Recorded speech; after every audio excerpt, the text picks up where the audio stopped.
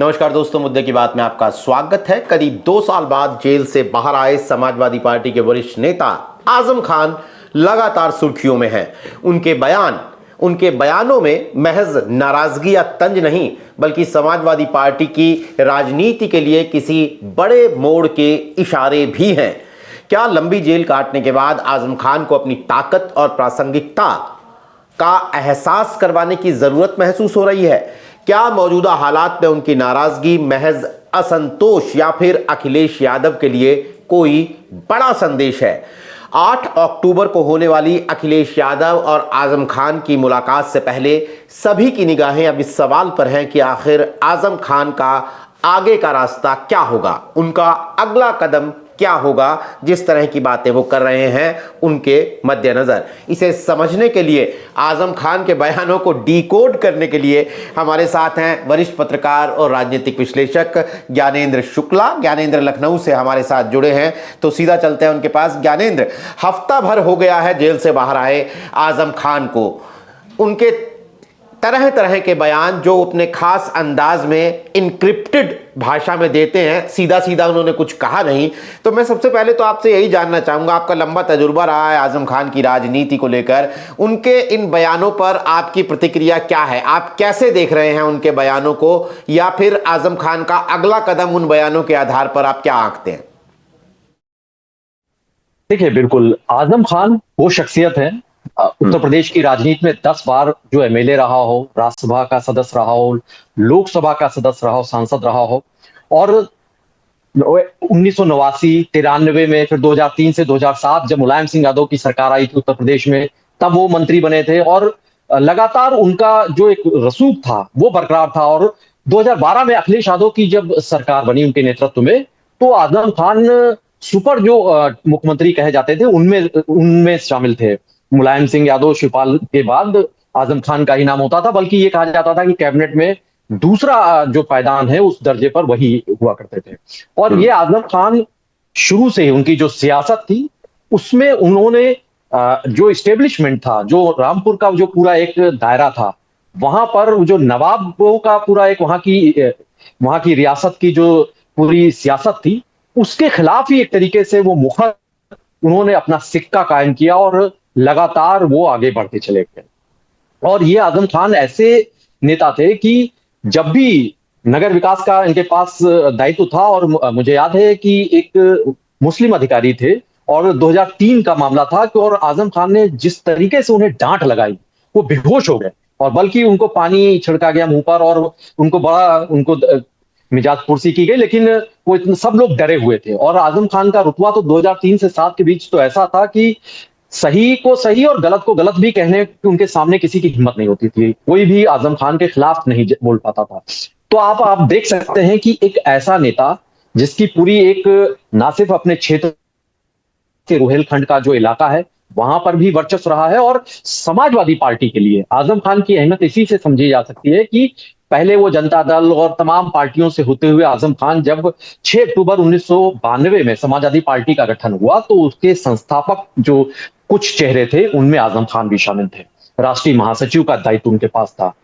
लेकिन आजम खान का जो भी ग्राफ था समाजवादी पार्टी में, जो पकड़ थी, जिस तरीके से वो आगे बढ़ रहे थे, 2007 के बाद से फिर उसमें बदलाव होना शुरू हुआ। समाजवादी पार्टी में अमर सिंह की जब एंट्री हुई थी, अमर सिंह का जब वर्चस्व कायम हुआ था, उसके बाद से ही आजम खान के लिए दिक्कतें बढ़ने लगी थी। रामपुर की अपनी सियासत में वो किसी और की दखलंदाजी पहले भी बर्दाश्त नहीं करते थे, और उस वक्त जयाप्रदा जब वहां पर सक्रिय होना शुरू हुआ तो उससे उनको काफी एक तरीके से नाराजगी हुई। और अगर मुझे तारीख याद है कि तो वो 17 मई 2009 को उन्होंने समाजवादी पार्टी में राष्ट्रीय महासचिव का उनके पास पद था, दायित्व था, और उससे उन्होंने इस्तीफा दे दिया। और इसके एक हफ्ते बाद 24 मई को 2009 को ही ये एक प्रेस कॉन्फ्रेंस होती है, हम लोग भी उसमें शामिल थे। उसमें बताया गया कि आजम खान को 6 साल के लिए पार्टी विरोधी गतिविधियों में शामिल होने की वजह से निष्कासित किया जाता है। क्योंकि ये 17 मई को जब उन्होंने राष्ट्रीय महासचिव के पद से इस्तीफा दिया था, तो उन्होंने अमर सिंह को लेकर और जयाप्रदा को लेकर बड़े तल्ख बयान दिए थे। ऐसे बयान दिए थे कि उसको लेकर बड़े वहां पर उस वक्त मीडिया की सुर्खियों में छाया था, और अगर कहा जाए वो कई बार वो जो अभद्रता और उसके भी दायरे को उसको पार कर रहा था, वो शालीनता के दायरे से तो कतई बाहर था। तो उसको लेकर मुलायम सिंह यादव से जब बात होती थी, वो नाराजगी उनकी रहती थी। हालांकि कल्याण सिंह के शामिल होने की नाराजगी उन्होंने बताई थी कि कल्याण सिंह पार्टी में उनके संग आ गए हैं मुलायम सिंह यादव के साथ, इसलिए और भी ज्यादा वो नाराज हैं, और इसी बात का उन्होंने मैसेज देने की भी बात कही थी। इस बात को उन्होंने हटाने की कोशिश की थी कि जयाप्रदा वाले या अमर सिंह वाले मुद्दे से नाराज हैं। बहरहाल 1.5 साल बाद उनकी फिर से 4 दिसंबर 2010 को 1.5 साल बाद उनकी फिर से वापसी होती है समाजवादी पार्टी में, और फिर आजम खान एक बार की फिर से वही जो रुतबा है। हालांकि 2 साल का तो वो वक्त था 2010 से 2012 के बीच, जब मायावती मुख्यमंत्री थी, उनकी सरकार थी, लेकिन 2012 के बाद से आजम खान समाजवादी पार्टी में फिर से एक बड़े कद्दावर शख्सियत के तौर पर उभरे। 2012 का एक वाकया आपको याद ही होगा कि जब अखिलेश यादव को मुख्यमंत्री बनाए जाने की बात होती थी, तब यही आजम खान थे जिन्होंने ऐतराज जता दिया था। उन्होंने कहा था कि नेताजी आप मुख्यमंत्री पद का दायित्व संभालें, अभी अखिलेश को उनको सीखना चाहिए। लेकिन ये तो मुलायम सिंह के पास चरखा दांव हुआ करता था। अब उन्होंने कैसे क्या बातचीत की, ये कहा गया कि उन्होंने आजम खान को बुलाया और बातचीत की, और जो आजम खान अखिलेश यादव को मुख्यमंत्री बनाए जाने को लेकर जो सहमत नहीं थे, मुखालिफत कर रहे थे, वही आजम खान उन्होंने ही प्रस्ताव रखा, प्रपोज किया कि अखिलेश यादव को मुख्यमंत्री बनाया जाए उत्तर प्रदेश में। तो इसके बाद से लेकिन हम लगातार 2012 से 2017 का जो टाइम देखते थे, भले ही आजम खान उनका पूरा कद तो उसी तरीके से कायम था, उनको लेकर वो अपने जो तमाम अहम महकमे थे, नगर विकास तो उसमें सबसे अहम था और उसकी बागडोर उनके हाथ में थी, लेकिन उनकी जो तलखी थी, वो अखिलेश यादव के साथ रिश्ते जो उनके थे वो नरम गरम वाले चलते रहते थे। कई ऐसे मामले आए जहां पर वो जब भी नाराज हो जाते थे, उनकी एक और खासियत हुआ करती थी, नाराज हो जाते थे वो रामपुर चले जाते थे। को भवन कहा जाता था, उत्तर प्रदेश में चर्चा होती थी कि को भवन में चले गए, और यहाँ पर कैबिनेट की बैठकें होती थी, उनमें वो शामिल नहीं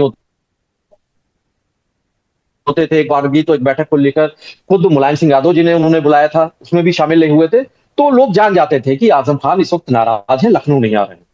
लेकिन आजम खान का उसके बाद से जो उनका तरीका था, उनकी शैली थी, वो अपने विरोधियों पर तो वो पूरे एक तरीके से हमलावर होते ही थे, पूरे जुबान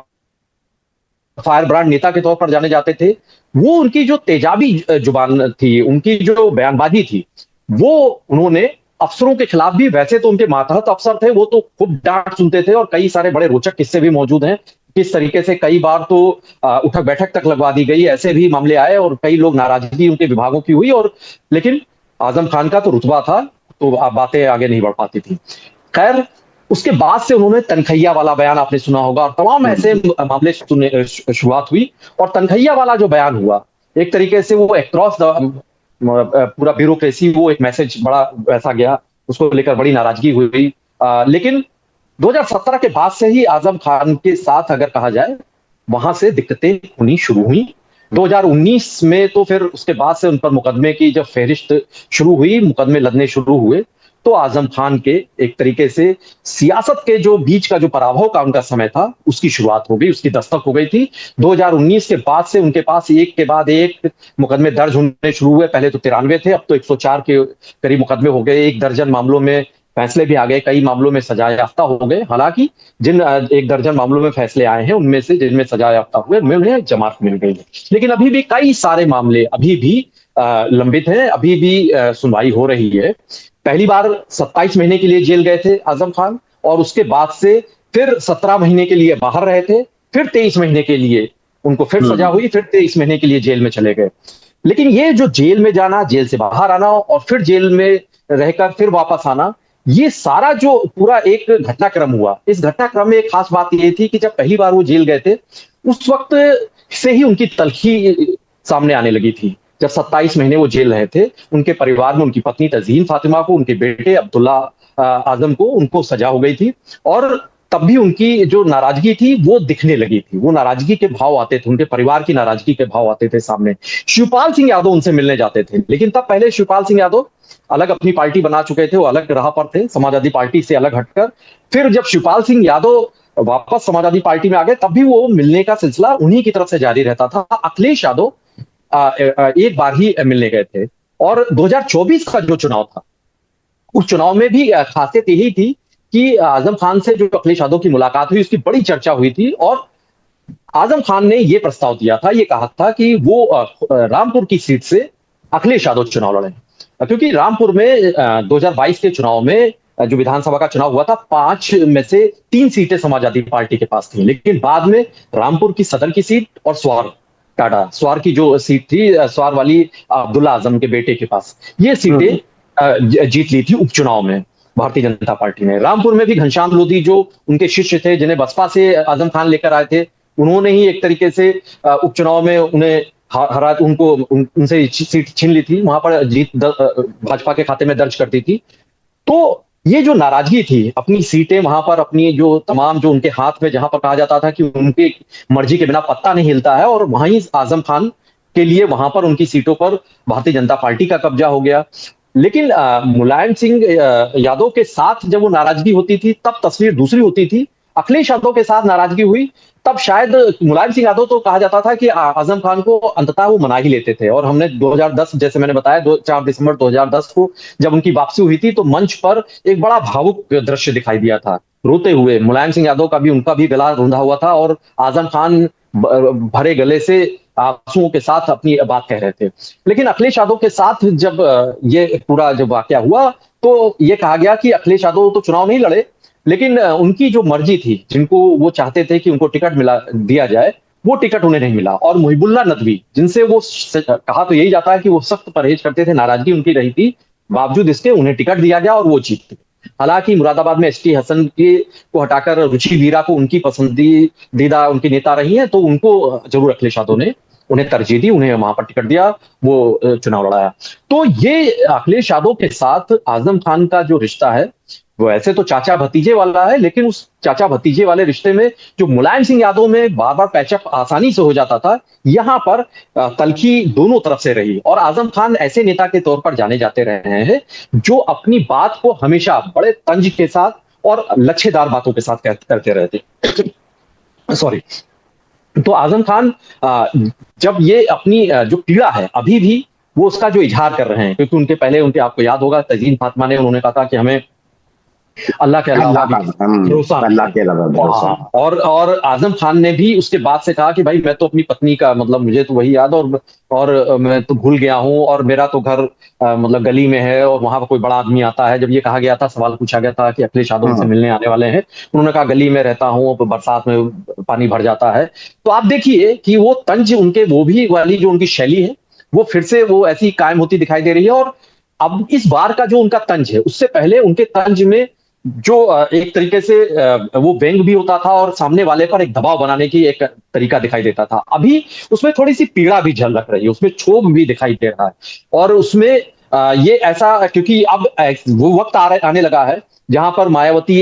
एक दिन बाद उनकी रैली हो रही, जिसकी बड़ी चर्चा उत्तर प्रदेश में है, और एक दिन पहले ही अखिलेश यादव मिलने जा रहे हैं। और ये जब चर्चा हो रही हो कि आजम खान क्या पार्टी बदल सकते हैं, क्या हो सकता है, चंद्रशेखर आजाद से भी उनके अच्छे संबंध रहे, रिश्ते रहे, तो ऐसे में क्या वहां पर कुछ उलटफेर होगा, आजम खान कुछ बड़ा फैसला ले सकते हैं, ऐसे जब कयास लग रहे हो, तो जाहिर सी बात है इन दिनों में जब अखिलेश यादव की जो मुलाकात होगी, उसको लेकर उनकी क्या बातचीत होगी, इसको लेकर अभी खूब सारी अटकलें लग रही हैं। अभी तो ये भी कहा जा रहा है कि एक विधायक जी के फोन के जरिए अखिलेश यादव से बाकायदा उनसे बात भी हुई है, और समाजवादी पार्टी के लोगों का तो दावा है कि वो बातचीत में अभी फिलहाल मुतमईन हो गए हैं, और उनकी जो कुछ नाराजगी है वो काफी कुछ घट गई है। नहीं, मैं यहीं पे आपसे ये पूछना चाहता हूं कि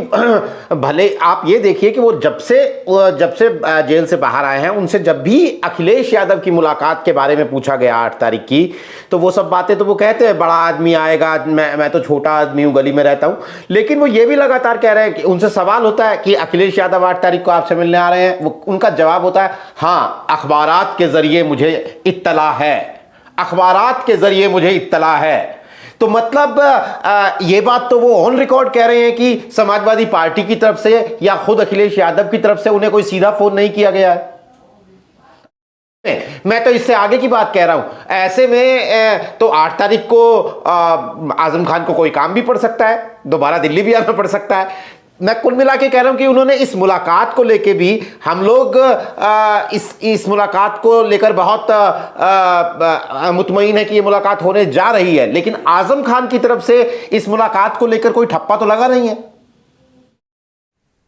देखिए, ये मुलाकात में एक बात आप गौर करिए ना कि अभी तक समाजवादी पार्टी में कोई भी, जब से अखिलेश यादव के हाथ में पूरी बागडोर आई और 2024 के बाद से तो उनका एक कद पार्टी में एक तरीके से, या तो वो पहले जो तमाम कुछ सरूर भी उठते थे, कुछ और भी ये बातें होती थी कि कौन हो सकता है, अब तो सब कुछ नेपथ्य में जा चुका है, उसके कोई मायने नहीं रहे। और अखिलेश यादव ऐसे समाजवादी पार्टी के सर्वे सर्वा हैं, सुप्रीमो हैं, कि जिसको भी नाराजगी या जो कुछ दिक्कत होती है तो वो अखिलेश यादव के पास लखनऊ आता है, यहाँ पर मुलाकात करता है। तो अखिलेश यादव अगर वहां पर जा रहे हैं तो आप देखिए कि वो आजम खान, जिनके बारे में यही मशहूर रहा है कि उनकी कई बार मुलायम सिंह यादव उनको बारे में जानते थे, और बातचीत में जब कभी कभी हम लोग पूछते थे, जब आने वाले थे तब भी, उससे पहले भी वो बातचीत करते थे, तो वो हम लोग कहते थे कि आजम साहब नाराज हैं कि आप कैसे उनको मनाएंगे, तो कहा नहीं हम मना लेंगे। वो उनके अहम को कैसे उसको शांत किया जा सकता है, उसको वो तरीका वो जानते थे। लेकिन अखिलेश यादव अब वहां पर जाने के लिए अगर जब उनकी बात हो रही है तो जाहिर सी बात है कि समाजवादी पार्टी ने काफी कुछ सोचा होगा कि अखिलेश यादव वहां जाएंगे रामपुर में। तो ये आजम खान की जो एक नाराजगी के एक अहम का जो एक बड़ा हिस्सा होता है कि भाई एक बड़ा कद्दावर नेता है और एक पार्टी का सुप्रीमो उनके पास जाएगा, तो ये भी एक बड़ी एक बात है कि जहां पर उससे एहसास हो सकता है कि आजम खान की कितनी अहमियत है। हालांकि जैसे मैंने आपको बताया कि रामपुर में जो तमाम उनके गढ़ कहे जाते थे, वहां पर तो कब्जे हो गए हैं, और कब्जे ऐसे हैं, कहीं पर अपना दल ऐसे भी जीत हासिल हो चुकी, उनके जो बेटे सवार वाली जो सीट थी वहां पर भी भाजपा गठबंधन के पास ही, एनडीए के पास ही है, वो सीट आ गई है। रामपुर में आकाश सक्सेना जीत गए हैं, उनके धुर विरोधी रहे हैं, और जो समाजवादी पार्टी से भी सांसद हैं वो भी मुहिबुल्लाह नदवी, वो भी एक तरीके से उनके विरोधी खेमे के माने जाते हैं। तो जो आजम खान का जो पूरा एक जो उनकी सियासत है उस क्षेत्र में, आप उसमें देखिए कि काफी कुछ तो डेंट लग चुका है। तो ये इस बार जब वो 23 महीने के बाद बाहर आए हैं तो उन्हें अब दोबारा अपनी सियासत को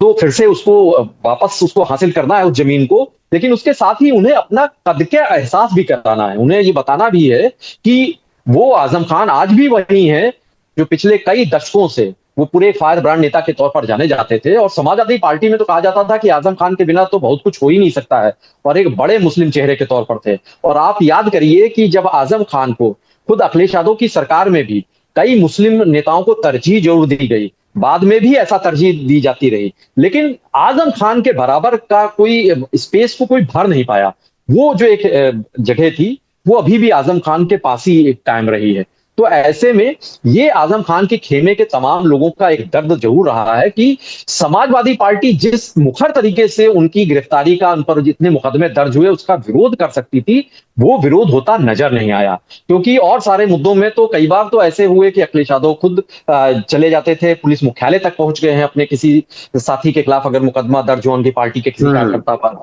तो ऐसे में वही समाजवादी पार्टी, और जो समाजवादी पार्टी का पूरा एक इतिहास रहा है कि वो अपनी बातों को रखने के लिए वो पूरा सड़क पर उतरकर संघर्ष करने के लिए जो पार्टी जानी जाती रही थी, उस पार्टी के मुखिया वो जब भी कुछ करते रहे तो ज्यादातर ट्विटर के जरिए, सोशल मीडिया के जरिए बयान आते रहे।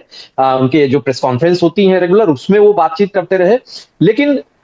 ये समाजवादी पार्टी के लोगों का कहना है कि उनके जो तमाम पीछे जो बैकएंड पर बहुत सारा काम होता रहा, वो लगातार बिना कुछ सुर्खियों के वो मदद करते रहे। लेकिन समाजवादी पार्टी इस शैली के लिए नहीं जानी जाती रही। समाजवादी पार्टी इसलिए जानी जाती रही कि उसके अपने किसी भी नेता के साथ अगर ऐसा कुछ होता, और लोग जो समाजवादी पार्टी के भी लोग आश्चर्य करते थे, पीछे का जो दौर था, अभी 1-2 साल पहले की बात होती थी, तब लोग यही आश्चर्य भी करते थे। वो कहते भी थे कि मुलायम सिंह यादव के समय की एक समाजवादी पार्टी थी, अगर उस वक्त अगर मुलायम सिंह यादव का वाला दौर होता, वो होते, तो आजम खान पर इतने मुकदमे होते, उसके बाद वो शायद और मुखर होकर समाजवादी पार्टी कुछ एग्रेसिवली दिखाई देती, और उसका कुछ दबाव बनता, वो बात केंद्र तक जाती, पीएम मोदी तक पहुंचती, और कुछ ना कुछ उस पर असर होता। तो ऐसे में समाजवादी पार्टी वाकई में वो जो तरीका था जिसके लिए वो जानी जाती थी, उस सुर में, उस तरीके में, उन तेवरों में कम से कम आजम खान के समर्थन में उतरती हुई नहीं दिखाई दी। भले ही वो विधिक तौर से लीगल हेल्प उनकी करते रहे होंगे, तमाम बातें होती रही होंगी, लेकिन राजनीति में तो सब कुछ सामने जो दिखता है उसका काफी कुछ असर होता है। और अभी आजम खान के पहले भी आपको याद होगा कि 2024 के चुनाव के पहले भी कितने सारे उनके समर्थकों की एक चिट्ठी तो बाकायदा जेल से कहा जाता था कि उन्होंने लिखी है, वो चिट्ठी नहीं बाहर आई। हालांकि उस सारी चिट्ठी या उनके जो समर्थकों की नाराजगी थी उसका कोई बहुत असर नहीं पड़ा। नहीं, मैं इस सवाल पर आऊंगा। पहले एक उनके एक और बयान को मैं आपसे आपके जरिए जानना चाहता हूं कि न्यूज़ 24 के इंटरव्यू में राजीव रंजन रिपोर्टर जिन्होंने वो इंटरव्यू लिया, वो एक जगह पे कहते हैं कि साफ बात मैं आपसे पूछना चाहता हूं कि आपके छोड़ने को लेकर जो बातें चल रही हैं वो आप तक पहुंचती होंगी, उस पर आप क्या कहेंगे? तो फिर आजम खान का जवाब है कि ना धोखा दें ना धोखा खाएं, हम हिस्सेदार बनना चाहते हैं, ताबेदार नहीं। तो यहां वो कह रहे हैं कि हमें तो ताबेदार बना दिया है, ऐसा कह रहे हैं, मतलब सीधे तौर पे। जी जी बिल्कुल। जो मैंने आपसे बात कही थी कि इस बार जब वो बात कर रहे हैं, वो अपनी शैली तो उनकी वही तंज भरी है, लेकिन उस तंज के में इस बार नाराजगी के बजाय उस बार पीड़ा भी है उनकी। और वो पीड़ा शायद इसी वजह से है क्योंकि वो जो पीछे का एक दौर हमने देखा, जिसकी बात मैंने अभी जिक्र भी किया, कि जहां पर रामपुर में कम से कम उनके जो सपोर्टर्स थे, 2024 के चुनाव में भी हमने ऐसा देखा कि वो जो सपोर्टर्स थे, वो जो चाहते थे जिस तरीके से समाजवादी पार्टी का साथ या उसका समर्थन और पूरा एक खुलकर सामने आने की बात, वैसा होता उन्हें दिखाई नहीं दिया। शायद यही वो वजह रही हो। अगर आजम खान, मैंने बताया ना कि जैसे पहले 27 महीने जेल में रहे, फिर 23 महीने रहे, और अखिलेश यादव की एक बार मुलाकात हुई, शिवपाल सिंह यादव तो जाते रहे। तो और समाजवादी पार्टी के बीच में कई नेता पहुंचने की कोशिश करते थे, लेकिन समाजवादी पार्टी के नेताओं को भी शायद बड़े कोई ऐसे नेता नहीं पहुंचते रहे जो वहां पर जेल में जाकर मुलाकात करते रहे। तो ऐसे में एक वो तो उनके कहीं ना कहीं खलिश होगी, कहीं ना कहीं उनके मन में वो एक कहीं ना कहीं खांच होगी कि जहां पर उनको लगता होगा कि वो उम्मीदें ज्यादा लगाए हुए थे, और जब आप अपेक्षाएं ज्यादा रखते हैं किसी से तो शायद तकलीफ भी ज्यादा होती है। और ये आजम खान के जो आपने बयान की बात कही, जो अभी इंटरव्यू लगातार दे रहे हैं और अभी हम आंसू भी बहते देख रहे हैं उनके, तो वो जो पीड़ा है वो छलकती हुई दिखाई दे रही है। अब ये पीड़ा क्या अखिलेश यादव मरहम लगा देंगे, बातचीत करेंगे उससे? ये जो पीछे का एक पूरा दौर है, क्योंकि आजम खान ने जब से अपनी सियासत संभाली, छात्र नेता के तौर से उभरे और आगे लगातार बढ़ते रहे, और कई दशकों तक रुहेलखंड और उत्तर प्रदेश की राजनीति में एक बड़ा उन्होंने मुकाम रखा। और उनका ऐसा पराभव हुआ, उनके ऊपर 100 से ज्यादा मुकदमे हो गए, बकरी चोरी से लेकर भू माफिया बना दिए गए। जौहर यूनिवर्सिटी को जब से उन्होंने किया था, और वो ही जौहर यूनिवर्सिटी उनके लिए बड़ी दिक्कत का सबब बन गई। तो वो आजम खान जब इस पराभव में, या जब किसी भी व्यक्ति का बुरा समय होता है, तो वो अपने सहयोगियों साथियों से ये अपेक्षा करता है कि वो उसके साथ डटकर खड़े होते दिखाई दें। तो शायद आजम खान को वैसी अपेक्षाएं पूरी नहीं हुई, और यही वजह है कि वो पीड़ा, वो उनकी क्षुब्धता वो दिखाई दे रही है उनके बयानों में। एक के बाद एक वो लगातार उनके जो भी बयान सामने आ रहे हैं, कहीं भी वो इंटरव्यू दे रहे हैं, तो वो पीड़ा, वो दर्द उनका वो झलक जा रहा है। और वो दर्द सीधे ही ये बयां कर रहा है कि जितनी उम्मीदें थी समाजवादी पार्टी से समर्थन की, वो शायद आजम खान को उतना हासिल नहीं हुआ। और पत्ता पत्ता बूटा बूटा हाल हमारा जाने, और गुल ही ना जाने सारा बाग जाने। तो अब गुल कौन नहीं जान रहा है, ये इसको लेकर तो चर्चा हो ही रही है, और इसी वजह से तमाम अटकलें और कयास लग रहे हैं। लेकिन आजम खान की जो सियासत को जानते रहे हैं, जैसे मैंने आपको बताया कि 1.5 साल समाजवादी पार्टी से अलग रहे, और वो शख्स जो संस्थापक रहा हो पार्टी का, उस संगठन को, उस पार्टी को बनाने में जिसका योगदान रहा हो,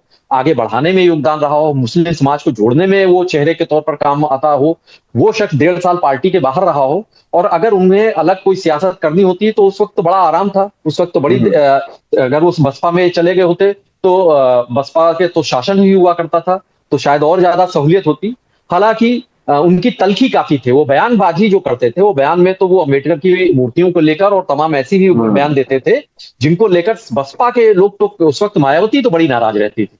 तो इस वजह से तो शायद उस वक्त तो मौका नहीं था। लेकिन अभी तो सब कुछ हालात बहुत कुछ बदल चुके हैं, पूरा परिदृश्य बदल चुका है। 2014 2017 के बाद से, 2019 2022 2024 के बाद से, वो बहुजन समाज पार्टी जो अब दहाई के आंकड़े से भी जिसका वोट शेयर नीचे जा चुका है, अब वो आजम खान उनके साथ कैसे जाएंगे, अगर जाएंगे तो कितना बड़ा फर्क पड़ेगा, तो वो भी एक बड़ा देखने वाली बात होगी। लेकिन अभी आजम खान चूंकि जब 1.5 साल नहीं गए थे, 2009 से 2010 के दरमियान उन 1.5 सालों में दूसरी पार्टी नहीं ज्वाइन की थी या अपना कोई दल बनाकर नहीं सियासत कर रहे थे, तो लोगों को ऐसा लगता है कि अब इस उम्र के पड़ाव में वो बहुत कुछ ऐसा क्या करेंगे कि वो कहीं इतना बड़ा क्रांतिकारी वो एक फैसला लेंगे, इसकी उम्मीद कई लोगों को कम है। हालांकि वो ये जरूर चाहेंगे कि अब उनकी सियासत का जो सांझ है अगर कहा जाए, तो उनके बेटों की, हर कोई बड़ा नेता यही चाहता है कि उसके जो उत्तराधिकारी हैं, उसके बच्चे हैं, वो उसकी राजनीतिक विरासत को संभालें। तो शायद वो तमाम तलखी और ये सारी चीजों का दबाव तो बनेगा, लेकिन वो शायद आगे के लिए, ये राजनीति में कई बार ये बार्गेनिंग की भी बातें आती हैं, उसका भी एक पहलू जुड़ा हुआ होता है, तो वो उस पर अपनी बात कुछ और चीजों पर मनवा सकते हैं। तो अभी आजम खान की जो सियासत है वो दरअसल उनको समझना एक बड़ा टेढ़ी खीर रहा है, और उनकी हालांकि नाराजगी है वो सीधे तौर से दिख जाती है। वो अपने बयानों में नाराजगी को आज तक ऐसा रहा है कि अगर वो नाराज किसी से रहे तो वो तलखी सीधे तौर से उनके बयानों में तंज भरी शैली में दिखाई एक और सवाल जिसका जिक्र आपने किया था, लेकिन मैं उसको पूरे प्रैक्टिकल सवाल है वो कि क्या जो 2024 के चुनाव की आपने बात की कि आजम खान की नाराजगी वहां भी झलकी थी, लेकिन जब चुनाव हुए अखिलेश यादव और इंडिया गठबंधन ने शानदार प्रदर्शन किया और CSDS के आंकड़े कहते हैं कि मुस्लिम बिरादरी ने एक मुश्त वोट अखिलेश यादव को दिया, जबकि उस वक्त बात थी कि आजम खान नाराज हैं, अखिलेश यादव से मुस्लिम कौम नाराज है, मुस्लिमों के मुद्दे पर खड़े नहीं होते हैं, ये तमाम बातें हो रही थी। और इन बातों के साए में जो चुनाव हुआ उसमें मुस्लिम बिरादरी ने एक मुश्त वोट अखिलेश यादव को दिया। तो आजम खान को यह एहसास भी तो होगा कि मेरी वो रेलेवेंस जिसकी बात होती है वो जिसे कहते हैं कि टोपियां फटी हुई हैं लेकिन अजायब घरों में जो मेरे सूट रखे हुए हैं, जो लिबास रखे हुए हैं, उन्हीं की बात हो रही है। तो ये एहसास भी तो उन्हें होता होगा कि मेरी रेलेवेंस शायद अब उतनी नहीं है, मैं एक मुश्त मुस्लिम वोट को इधर से उधर नहीं कर सकता हूं, वो तो अब अखिलेश के साथ है। देखिए, बिल्कुल ये बात तो एकदम दीगर है कि जो एक अब सियासत हुई है और 2024 के बाद से 2022 से भी शुरू हो गया था वैसे सिलसिला, और मुस्लिम समुदाय उत्तर प्रदेश में तो कम से कम समाजवादी पार्टी के साथ पूरा एक बड़ी संख्या, मेजॉरिटी, पूरा माइनॉरिटी का मेजॉरिटी हिस्सा अखिलेश यादव के साथ है। और ये जो इंडिया गठबंधन को भी जो सपोर्ट मिला वो इसी वजह से मिला क्योंकि कांग्रेस ने समाजवादी पार्टी के साथ गठबंधन किया था। एक थोड़ा सा एक दिलचस्प एक और बात इसमें मैं जोड़ दूं, जब मुस्लिम सियासत की बात हो रही है, जब ये 2016 के पहले का, जब ये समाजवादी पार्टी में भीतर झगड़ा शुरू हुआ था उससे पहले का था, और आजम खान साहब से हम लोग मिलने, उनका जो विक्रमादित्य मार्ग पर जो उनका बंगला है वहां पर हम लोग पहुंचे हुए थे और ओवैसी को लेकर कुछ सवाल थे। तो आप आजम खान की बातचीत का तरीका देखिए कि हम लोगों ने कहा कि भाई अब क्या होगा कि मुस्लिम वोटरों पर क्या कितना असर डालेंगे,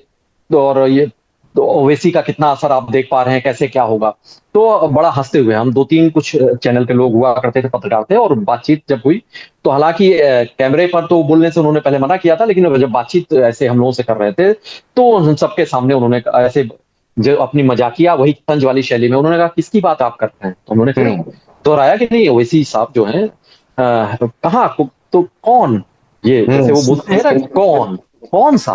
तो हमने कहा नहीं वो हैदराबाद वाले जो ओवैसी हैदराबाद, अच्छा हैदराबाद की तो हमने बिरयानी के बारे में सुना है, और भी कुछ और मशहूर है क्या वहां पर। तो हम लोग हंसने के अलावा हम लोग क्या कर सकते थे उस वक्त। तो ये उनकी बातचीत थी तो ओवैसी को लेकर। तो उन्होंने कहा जब मैं जानता नहीं हूं तो ऐसा, उत्तर प्रदेश में तो कोई जानता नहीं, उत्तर प्रदेश में तो लोग हमको जानते हैं, और तो मुस्लिम को आप बता रहे हैं वोटरों पर क्या असर होगा, तो जिसको हम जानते ही नहीं तो वहां पर क्या असर होगा। तो ये बात उन्होंने उस तरीके से उस लहजे में कही थी। लेकिन वही आजम खान अब जब सियासत जिस तौर पर आ चुकी है वहां पर यह बात एकदम सही है कि उनके ना चाहने के बावजूद उसी रामपुर में भारतीय जनता पार्टी तो जीती ही उपचुनाव में। हालांकि उसको आप ये कह सकते हैं कि उपचुनाव कहा जाता है कि सत्ता का चुनाव होता है, उसका भी असर होता है। लेकिन 2024 का जो लोकसभा का चुनाव था उसमें तो उनके ना चाहने के बावजूद और उनके तमाम समर्थक, वो बड़े बयान भी खूब सारे सामने आए थे, उसको सब कुछ दरकिनार करके उनकी नाराजगी, और पूरा एक मुश्त वोट उनको मुहिबुल्लाह नदवी को मिला था, और मुहिबुल्लाह नदवी रिकॉर्ड वोटों से 1 लाख के ज्यादा के मार्जिन से चुनाव जीते थे रामपुर का। तो उनकी नाराजगी की जो बात है या मुस्लिम वोटरों की बात है, तो वो जो असर, पहले का असर अगर आप बात कहेंगे तो उसमें काफी कुछ बदलाव हुआ है। और अभी आजम खान जेल में थे या बाहर थे या अंदर थे, जो तमाम वक्त बीता उसमें, उसके बावजूद अखिलेश यादव के साथ, समाजवादी पार्टी के साथ मुस्लिम वोट बैंक का एक बड़ा जुड़ाव है। उनके पास फिलहाल उत्तर प्रदेश में वो अगर उनको लगता है कि भारतीय जनता पार्टी से मुकाबला कोई पार्टी कर सकती है, तो समाजवादी पार्टी और एक बड़ा मुस्लिम वोटरों का एक बड़ा चंक इसी बात को लेकर वो पूरा एक तरीके से मजबूती के साथ खड़ा दिखाई दे रहा है, और अभी तक कोई दूसरी पार्टी उसमें डेंट नहीं कर सकी। कांग्रेस को भी समाजवादी पार्टी के साथ ही समझौता करना पड़ा है। तो आजम खान भी इस ताकत को भी, जो समाजवादी पार्टी की एक ताकत, हालांकि पहले से ही मुलायम सिंह यादव के इस वक्त से ही ऐसा चलता रहा है, बड़े रहनुमा रहे हैं मुस्लिम समुदाय के, लेकिन अखिलेश यादव ने उस तरीके को बदला है। अब आप देखिए उनके साथ तमाम वो मुस्लिम समाज से कई सारी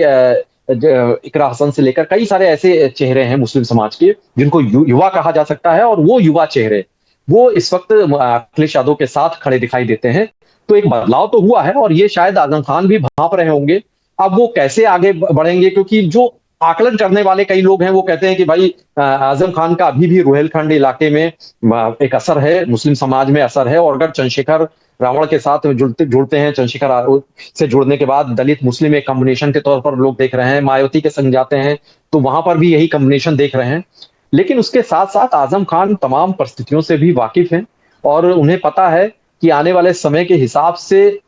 ऐसा फैसला, कोई भी फैसला क्योंकि बाकी भारी हो सकता है, और आजम खान जैसा जो बोलने वाला मुखर नेता है, आप देखिए बहुजन समाज पार्टी में मुखर होकर बोलता कौन नेता आपको दिखाई देगा? कौन से नेता, जो नेता या तो जब बीएसपी से बाहर हो गए, नसीमुद्दीन सिद्दीकी एक बड़े नेता, एक बड़े मुस्लिम चेहरे हुआ करते थे, और नसीमुद्दीन सिद्दीकी भी उस वक्त उतने ही नारे लगाते थे, और आप अपने वो वाले मंच पर वो तस्वीरें भी आपके जहन में होंगी, वो विजुअल्स कि जिसमें पर्ची पर ही लिखा हुआ नारे भी आप ये अपने मन के नहीं लगा सकते थे ना, कि बसपा के उस मंच से नारे भी आप अपने ऐसे नहीं लगा सकते कि पार्टी ऐसे बढ़े और ये होगा, अपने मन से कुछ क्रिएटिव नारे नहीं कर सकते, वो पर्ची में होता था। और हमको याद है कि नसीमुद्दीन सिद्दीकी पर्ची पकड़े होते थे, और वो जो नारे करते थे पीछे से बाकी भी सब नेता मंच पर वही नारे पढ़ के वही लाइनें ही दोहराते थे। तो ऐसी पार्टी में जहां पर बाकी किसी के लिए बोलने की कोई गुंजाइश तो छोड़ दीजिए, अनुमति ही ना हो, और वहां पर आजम खान जैसा नेता कैसे जज्ब हो पाएगा, कैसे एडजस्ट हो पाएगा, ये भी एक बड़ा मुद्दा है। इस पर भी क्योंकि आजम खान तो अपनी वो तो जो बोलते हैं वो तो बोलेंगे ही ना। तो वहां पर तो सतीश मिश्रा से लेकर जब 2007 से वो सोशल इंजीनियरिंग चल रही थी, तब सतीश मिश्रा भी कभी वो बयान देते नहीं नजर आए। ब्रजेश पाठक सांसद हुआ करते थे, आपने तो उससे पहले तो कभी नहीं सुना होगा। जब वो भारतीय जनता पार्टी का हिस्सा बने और डिप्टी सीएम हुए और मंत्री हुए उत्तर प्रदेश में, उसके बाद से ही वो मुखर होने शुरू हुए। तो बहुजन समाज पार्टी में तो कल्चर ही नहीं है कि जहां पर बोलने की तो अनुमति, आजादी कुछ नहीं, जो कहा जाएगा आप अक्षरशः उसका पालन करना होगा। आजम खान तो किसी इस तरीके के दायरों में, इन बंदिशों में रहने के तो कभी उनकी शख्सियत रही नहीं। वो समाजवादी पार्टी कुल मिलाकर जो तस्वीर बनती है आपकी बातों से भी, और आप मुझे करेक्ट कीजिएगा अगर मैं गलत हूं, कि आपको लगता है कि नाराजगी और पीड़ा आजम खान की अपनी जगह है, लेकिन समाजवादी छोड़ने की तस्वीर अभी नहीं बनती हुई दिख रही है। ऐसे कोई ग्राउंड नहीं है कि आजम खान छोड़ देंगे। जी बिल्कुल, यही ऐसा लग रहा है, क्योंकि देखिए नाराजगी, तलखी, क्षोभ, वो सब कुछ हो सकता है, और वो है, जायज भी है, उसके कई कारण मौजूद हैं धरातल पर, वो सारे कारण सबको दिखाई दे रहे हैं, वो दिख रहे हैं कारण। बावजूद इसके आप देखिए, राजनेता कोई भी फैसला जो लेता है वो संभावनाओं और समीकरण उनके आधार पर लेता है, और भविष्य की उस सियासत कैसी होगी उसके आधार पर लेता है। तो उन सारे पहलुओं पर, उन मापदंडों के हिसाब से देखेंगे तो उन पैमानों पर फिलहाल ऐसा नहीं लगता है कि आजम खान कोई बहुत ऐसा क्रांतिकारी फैसला ले लेंगे, वो बीएसपी के साथ चले जाएंगे या किसी और पार्टी के साथ जुड़ सकते हैं। वो नाराजगी उनकी पहले भी ऐसे हुआ करती थी, वो कोप भवन में चले तब कोप भवन में जाते थे। अभी जो आपने बात कही है कि रामपुर से भी अब हो सकता दिल्ली चले जाएं, अगर 8 तारीख को ऐसा कुछ हो सके, लेकिन वो पहले का कोप भवन उनका रामपुर हुआ करता था, और बावजूद इसके उनको मना लिया जाता था, और वो नाराजगी दूर हो जाती थी। पार्टी से गए तब भी नाराजगी दूर हुई। अखिलेश यादव के साथ भी ऐसा कई बार हुआ कि कई कैबिनेट बैठक में भी नहीं आए, नाराजगी बनी रही, लेकिन फिर बातचीत हुई और वो नाराजगी दूर हुई। हालांकि तब मुलायम सिंह यादव भी हुआ करते थे, शिवपाल सिंह भी हुआ करते थे, कई सारे ऐसे चैनल्स थे जिनके जरिए वो पूरी बातचीत हो जाती थी। तो अभी बातचीत के चैनल्स भले ही कम हो गए हों, लेकिन मुझे ऐसा लगता है कि वो संवाद एक बार भी कायम होगा तो तमाम गिले शिकवे दूर हो जाएंगे। लेकिन संभावनाएं, समीकरण और जो जमीनी हकीकत है वो ये बयां कर रही है कि आजम खान कोई बहुत ऐसा बड़ा, इतना बड़ा फैसला अगर लेंगे तो थोड़ा सा अचरज की बात होगी। नहीं सही बिल्कुल कह रहे हैं आप, और इसलिए तमाम नजरें जो हैं वो 8 तारीख की उस संभावित मीटिंग पर है जो अखिलेश यादव और आजम खान के बीच होने वाली है। हमारी नज़र उस मीटिंग पर रहेगी। उससे पहले होने वाली भी जो तमाम घटनाक्रम है आजम खान से जुड़े हुए, अखिलेश यादव और समाजवादी पार्टी की राजनीति से जुड़े हुए इस मामले को लेकर, उन पर हमारी नज़र लगातार बनी रहेगी। आज हमारे साथ कार्यक्रम में शिरकत करने के लिए ज्ञानेंद्र आपका बहुत बहुत शुक्रिया। तमाम दर्शकों का भी आभार। आज के लिए नमस्कार।